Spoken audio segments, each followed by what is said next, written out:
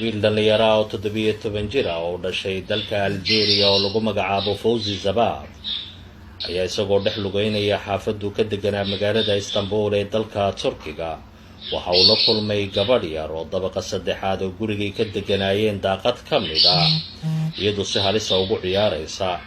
wiilkan ayaa isagoo shakiyay ayaa hoos soo istaagay waxaana isla markiiba uu la kulmay gabadha yar oo soo dhacday waxaana uu gacanta ku dhigay intaysan dhulka taaban. dadkii ka agdhawaayay uu ku soo xoomay iyagoo la yaabay mucjisadan dhacday iyo sida Ilaah u garansiiyay wiilkan yar inuu badbaadiyo gabadha yar.